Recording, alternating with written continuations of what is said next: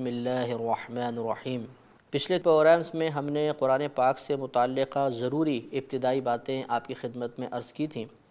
جو ایک عام مسلمان کے ذہن میں ہونا بہت بہتر ہے۔ اس کے بعد اب بسم اللہ الرحمن الرحیم کے بارے میں ایک مشہور بحث ہے جو میں معلومات کے اضافے کے لیے ذکر کرنا مناسب سمجھتا ہوں کہ کیا بسم اللہ الرحمن الرحیم یہ قرآن کی ایک مستقل آیت ہے یا نہیں۔ تو اس میں تین صورتیں ہیں۔ ایک تو یہ ہے کہ ایک بسم اللہ الرحمن الرحیم وہ ہے جو سورہ نمل کی آیت نمبر 30 میں استعمال ہوئی ہے کہ جب حضرت سلیمان علیہ السلام نے ملکہ بلقیس کے نام خط لکھا تو آپ نے اس کے شروع میں تحریر فرمایا تھا کہ انہو من سلیمان و انہو بسم اللہ الرحمن الرحیم، کہ بے شک یہ خط سلیمان کی طرف سے ہے اور بے شک یہ خط اللہ تبارک و تعالیٰ کے نام کے ساتھ ہے، وہ اللہ تعالیٰ جو بہت مہربان نہایت رحم والا ہے۔ تو اس میں بھی پوری بسم اللہ الرحمن الرحیم استعمال ہوئی، تو بالاتفاق تمام مفسرین تمام فقہا متفق ہیں کہ یہ مستقل ایک آیت ہے، اس میں کسی کا انکار نہیں ہے۔ دوسرا جو مسئلہ ہے وہ یہ کہ سورتوں کے شروع میں جو بسم اللہ الرحمن الرحیم لکھی ہے پورے قرآن میں، کیا یہ ایک مستقل آیت ہے یا نہیں ہے۔ تو اس میں اختلاف عند الاحناف، حنفیوں کے نزدیک یہ سورت کا جز نہیں ہے، یہ مطلب ایک مستقل آیت نہیں ہے، بلکہ یہ سورتوں میں فاصلہ کرنے کے لیے درمیان میں رکھی گئی ہے۔ اس کی دلیل یہ ہے کہ نبی کریم صلی اللہ علیہ، یہ ابو داؤد کی روایت ہے کہ نبی کریم صلی اللہ علیہ وسلم نے بسم اللہ الرحمن الرحیم کو اس وقت تک نہیں لکھا جب تک سورہ نمل نازل نہ ہو گئی، جو بھی آپ کو میں نے آیت پڑھ کر سنا، آیت نمبر 30 ہے، جب تک یہ نازل نہیں ہوئی تھی تو نبی کریم صلی اللہ علیہ وسلم اپنے خطوط میں بسم اللہ الرحمن الرحیم نہیں لکھا کرتے تھے، بلکہ جب بھی آپ لکھواتے تھے تو آپ یہ کہتے تھے کہ لکھو بسمک اللہم، کہ اللہ تعالیٰ کے نام کے ساتھ، تیرے نام کے ساتھ اے اللہ، بسمک اللہم کا معنی تیرے نام کے ساتھ اے اللہ، اس طرح لکھوایا کرتے تھے۔ پھر جب سورہ نمل نازل ہوئی تو باقاعدہ نبی کریم صلی اللہ علیہ وسلم نے بسم اللہ الرحمن الرحیم لکھوانا شروع کیا۔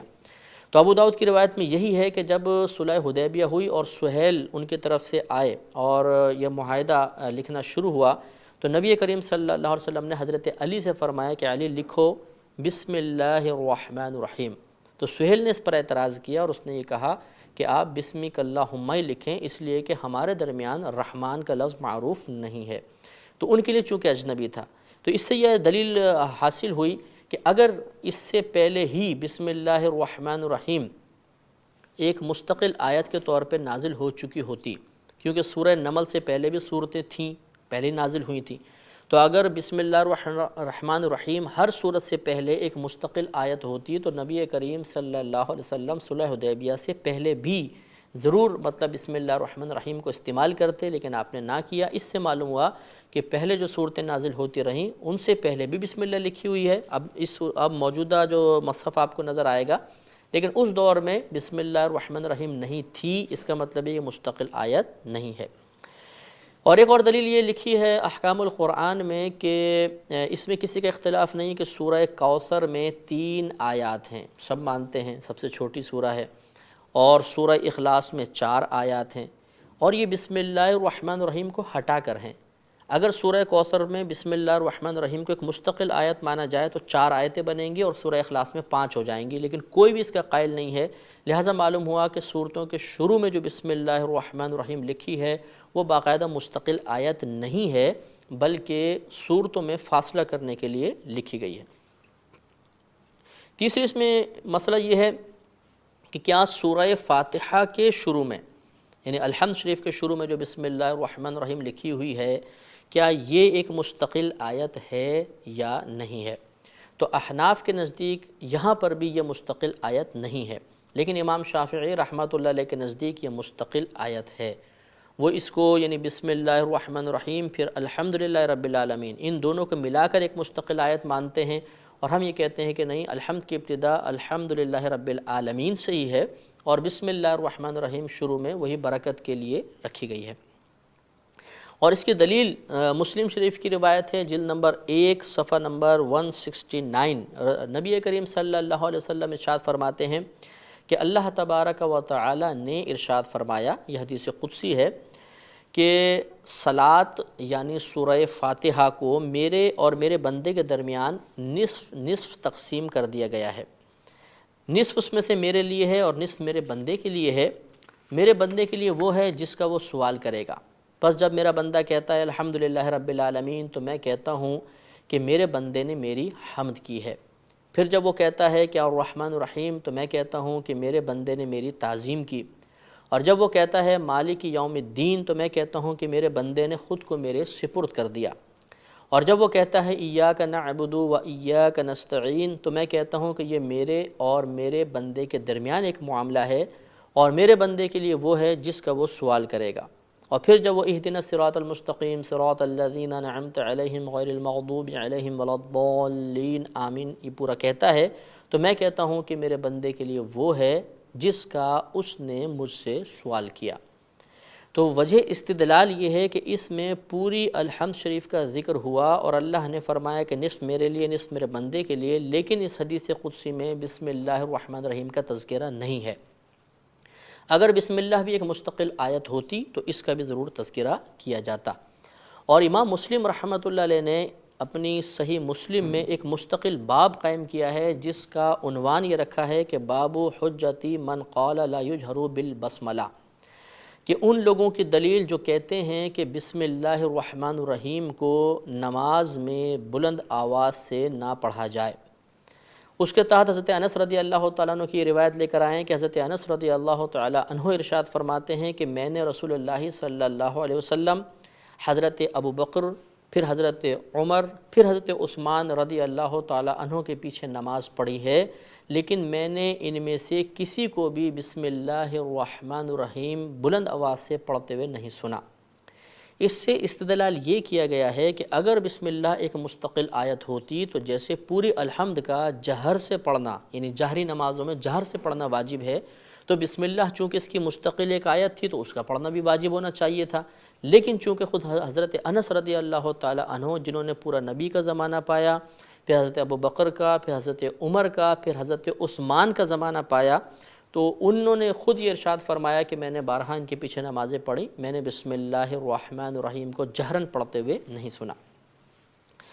اس کے بعد ہم اس بات پہ کلام کریں گے کہ بسم اللہ الرحمن الرحیم کہاں کہاں پڑھنی چاہیے اور کہاں نہیں پڑھنی چاہیے۔ تو اس میں ابو داؤد کی وہ روایت ابھی آپ کی خدمت میں عرض کی کہ نبی کریم صلی اللہ علیہ وسلم نے ارشاد فرمایا کہ ہر وہ ذی شان کام جس سے پہلے بسم اللہ الرحمن الرحیم نہ پڑھی جائے وہ بے برکت ہوتا ہے،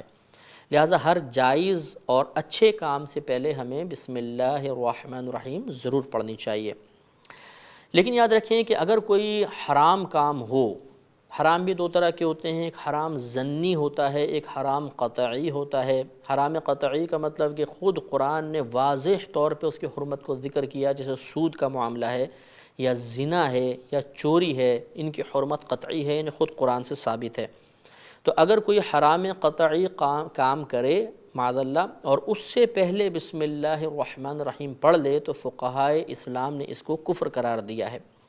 لہذا معاذ اللہ کسی نے جوا کھیلا شراب پینے سے پہلے یا معاذ اللہ زنا سے پہلے اگر کسی نے بسم اللہ پڑھ لی تو اس کے لیے حکم کفر رکھا گیا ہے۔ اور فضول کاموں سے پہلے بھی بسم اللہ سے اجتناب کرنا چاہیے، اچھے کاموں سے پہلے ہی بسم اللہ پڑھنی چاہیے۔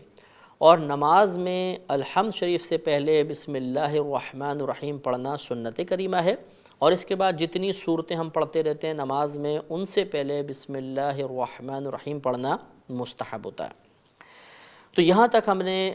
الحمد سے پہلے، کیونکہ الحمد کی تفسیر شروع کرنا ایک ذیشان کام تھا اور ہمارے نبی کریم کا حکم ہے کہ اس ذیشان کام سے پہلے، ہر ذیشان کام سے پہلے بسم اللہ پڑھنی چاہیے، تو ہم نے بسم اللہ کی وضاحت کی۔ اور چونکہ اس میں وسوسہ شیطانی کی مداخلت کا شدید اندیشہ تھا کہ ہر اچھے کام میں شیطان مداخلت کرنے کی کوشش کرتا ہے، تو ہم نے اعوذ باللہ کی تفسیر بھی ذکر کی۔ اب انشاءاللہ ہم الحمد شریف کی تفسیر کی جانب آئیں گے۔ ترتیب قرآن کے اعتبار سے الحمد شریف پہلی صورت بنتی ہے، نزول کے اعتبار سے یہ پہلی نہیں ہے، اور اس کے احادیث کریمہ میں کئی نام ذکر کیے گئے ہیں۔ پہلے ہم نام پر گفتگو کریں گے، پھر اس کی مزید تفصیل انشاءاللہ عرض کی جائے گی۔ یہ یاد رکھیں کہ کسی بھی شے کے کثیر نام اس شے کی عظمت پر دلالت کرتے ہیں۔ یہ ایک اصول ہوتا ہے کہ کسی کے بہت زیادہ نام ہوں گے تو اس سے یہ پتہ چلتا ہے کہ اس کی شہرت زیادہ ہے، اس کی عظمت زیادہ ہے کہ اس کو اتنے سارے نام دیے گئے ہیں۔ تو احادیث کریمہ میں حمد شریف کے لیے، الحمد شریف کے لیے بھی بکثرت نام استعمال ہوئے ہیں۔ چند مشہور نام اور ان کی وجہ تسمیہ میں آپ کی خدمت میں عرض کرتا ہوں۔ مثلاً اسے فاتحۃ الکتاب کہا گیا۔ فاتحہ معنی ہوتا ہے کھولنے والی، چونکہ یہ کتاب اللہ کی ابتدا کرنے والی ہے، کتاب اللہ کو گویا کہ یہ کھولنے والی ہے، لہٰذا اس کا نام رکھا گیا فاتحۃ الکتاب۔ اس کا نام ام القرآن بھی ہے اور اس کو ام الکتاب بھی کہتے ہیں۔ لفظ امن ویسے تو ماں کے لیے کہتے ہیں، حقیقتاً ام کا معنی ہوتا ہے جڑ یا اصل، چونکہ ماں بھی بچے کے لیے اصل بنتی ہے، اس لیے ماں کا نام بھی امن رکھا گیا ہے۔ ویسے ام کا معنی ہوتا ہے اصل، تو چونکہ یہ بھی قرآن کی اصل ہے اس لیے اس کو ام الکتاب کہا گیا۔ اب یہ قرآن کی اصل کس اعتبار سے ہے تو اس کے بارے میں مفسرین نے بیان فرمایا کہ قرآن عظیم میں اگر ہم تمام مضامین پر غور کریں تو 4 قسم کے مضامین ہمارے سامنے آئیں گے۔ ایک اللہ تبارک و تعالیٰ کی توحید، وحدانیت، اس کی ذات و صفات کا تذکرہ ہے۔ دوسرا نبوت کا تذکرہ ہے۔ تیسرا اس میں آخرت کا تذکرہ ہے۔ اور چوتھا اس میں قضاء و قدر ہے، یعنی اللہ تبارک و تعالیٰ کے فیصلے، اللہ تبارک و تعالیٰ کی طرف سے نازل کردہ آزمائشیں اور بندوں کا اس پہ پورا اترنا۔ اگر حمد شریف پر غور کریں تو یہ چاروں چیزیں اس میں پائی گئی ہیں۔